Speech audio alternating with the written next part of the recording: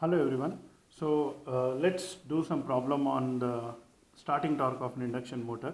I think we have discussed some theory in the previous video, and this particular problem nicely puts the theory into practice, and through a numerical example will strengthen your understanding of the concept of the starting torque of an induction motor.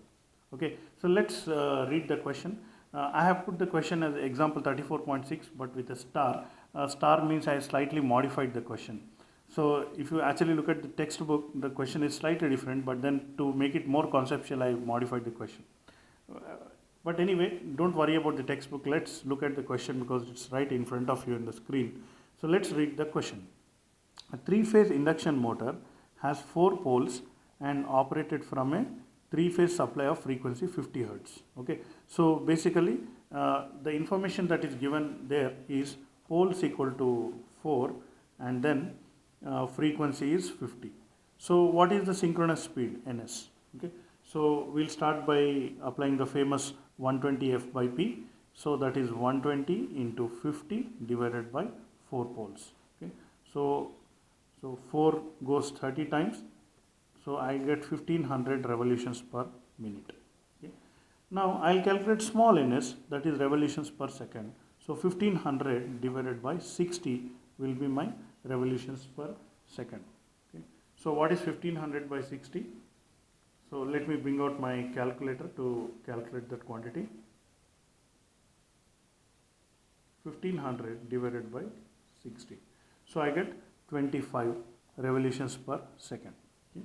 So this is the one part of the problem I have covered up to here. Okay. So let's continue. The rotor has a resistance and reactance per phase of 1 ohm and 4 ohms respectively. So apparently the rotor resistance values are given. So I denote R2 is 1 ohm and X2 is 4 ohms. Okay. Strictly speaking it is J4 ohms, but then here we are considering of the angle, everything, it will come. So the star connected rotor has an induced EMF of 80 volts between the slip rings at standstill. So I think now is the time we will quickly draw the diagram. So this is the stator. So nothing interesting about the stator. Poles are equal to 4, frequency equal to 50 Hertz. Therefore ns is 1500 rpm and the small ns is 25 revolutions per second. So that means imagine in 1 second the poles revolve 25 times. That is about the stator. Now coming to rotor, I just draw the rotor physically here, but actually stator rotor both are together. So the rotor consists of a three-phase winding and three-phase winding on a shaft, and the shaft will have 3 slip rings, 1, 2, 3, and let me draw the shaft like this. So the connections are made. So this is slip ring A, B and C. Okay. Now initially what they have done is they take all these slip rings are open circuited. Therefore the starting torque will be 0 because the rotor is open circuited, no rotor current flows, so no torque is generated. They just measure the voltage. Okay. So the voltage between, or I'll just draw it here, the voltage between two phases is 80 volts when the rotor is at standstill. When the stator is fully connected to the supply and voltage is connected to the stator. Okay. So that is what is this one. So as we know, the notation for that is E2. Okay. So E2 is 80 volts. I have come up to here. Between the slip rings on standstill and open circuit voltage. Calculate the starting torque for the following cases. So let's do case A. Slip rings are short circuited. Now imagine that the slip rings are all short circuited. When the slip rings are short circuited, the current starts flowing into it and all this thing. So the question is, what is the torque? Okay. Starting torque, as you know, 3 by 2 pi ns. I'll just copy the expression from the previous page here, that is E2 square R2 divided by R2 square plus X2 square. Okay, so I can right away calculate by this, but then just to put the things in context, first of all, what is just a quick conceptual point here, this is line to line. because this is the 80 volts measured between two phases. So, but then actual E2 for phase to phase I have to divide by root 3. I just forgot to do this. So, if you divide by root 3, so let me do that.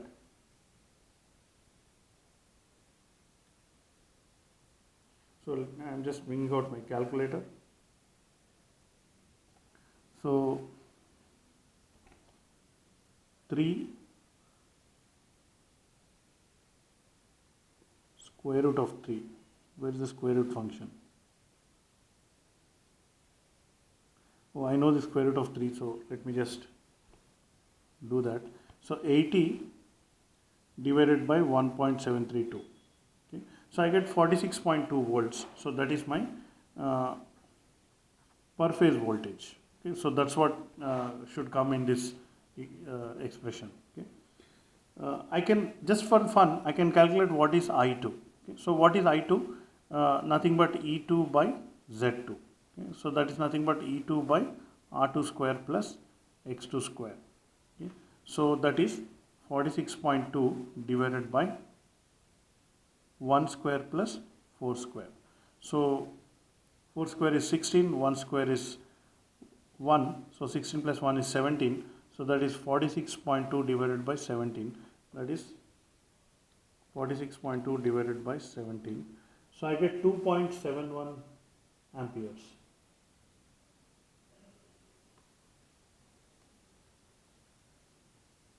Oh, I think I forgot square root here. So there will be a square root here. So 17 square root. I was just checking notes. So let's do that.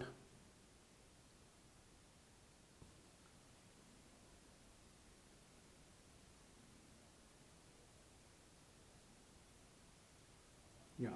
So 17 square root is this quantity.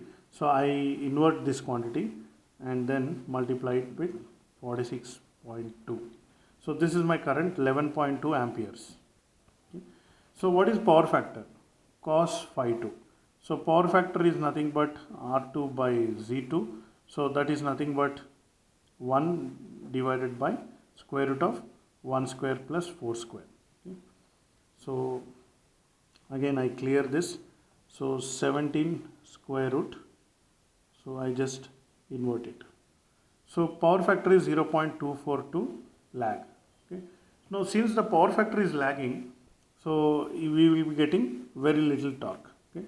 So I can actually use the above equation to find the torque. So let's do that. Starting torque is nothing but 3 by 2 pi into 25 into 25, remember, is my ns. E2 square is 46.2 square, R2 is 1, R2 square is also 1, and X2 square will be 4 square. Okay. So I think here we don't have square root. Okay. So I think all quantities are known. So let's quickly do the calculation. So 3 into 46.2 into 46.2 is all in the numerator, divided by 2 into pi into 25 into this whole quantity is 17. 4 square is 16 plus 1 17. So finally the quantity is 2.3979. So I'll just write 2.4 Newton meters. Okay. So this is the starting torque of the motor. Okay. So 2.4 actually is quite less value. Now I want to increase the starting torque. So that is where our case 2 of the question comes into picture. Slip rings are connected to star connected rheostat of 3 ohms per phase. Okay. Now what I am doing is, here I take a rheostat. Okay. So rheostat is star connected and then connecting to the slip ring. So each phase 3 ohms, 3 ohms, 3 ohms is added additionally to the rotor windings, and then the rotor is placed inside the air gap of the stator. Okay. So now what will be the starting torque?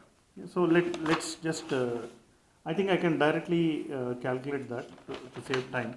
So now effective R2 is nothing but additionally 1 plus 3, that is 4 ohms. Okay. So what is the starting torque? I'll just directly use this expression, or maybe I think I have place here, I can directly do it here. case B, after adding the 3 ohms or how much 4 ohms resistance or 3 ohms resistance in each phase. So I get same expression 3 by 2 pi ns multiplied by E2, that is 46.2 square into R2. Now the R2 is 4 and below I get 4 square plus 4 square. Okay. So this is 32. So let's calculate it now. What happens to the starting torque? Okay. So numerator 3 multiplied by 46.2 multiplied by 4. Oh, there is one more 46.2. So this whole thing is a numerator divided by what we have in denominator is 2 multiplied by pi multiplied by 25 multiplied by 16 plus 16 is 32. So I get the final value as 5.09, or I'll round it out to 5.1 Newton meters. Okay. So you see what happened earlier when the rotor bars are short circuited, I got the starting torque of only 2.4 Newton meters. Now by introducing initial this resistance, now I get a starting torque of 5.1 Newton meters. So the concept is, after understanding the expression for torque of a induction motor, now I am using that expression, and by introducing resistance in the rotor initially, I am increasing the starting torque of the rotor. So that means if there is a heavy load connected to the rotor, now it is able to meet that load. So for example, the torque requirement of the load is 5 Newton meters, whereas the earlier case I was only able to generate 2.4 Newton meters. Therefore the motor would not run, motor would not even start rotating. But here the motor will start rotating and it will run by adding the 3 ohms. But then these 3 ohms may not be required when the motor is fully running. So at the time I can remove this and then I can short circuit. So remember that this is only a measure to increase the starting torque of the rotor, and our expression only about the starting torque of the rotor. We will also see the expressions for running torque and then how to improve that and how to analyze that. Okay. So I hope you understood this problem. We will see more problems like this, and we will also see more theory also on induction motors. Thank you. If you have any doubts, kindly ask them in the form of comments to this video. This is uploaded on YouTube, and please subscribe and please like, and we'll see more videos in future.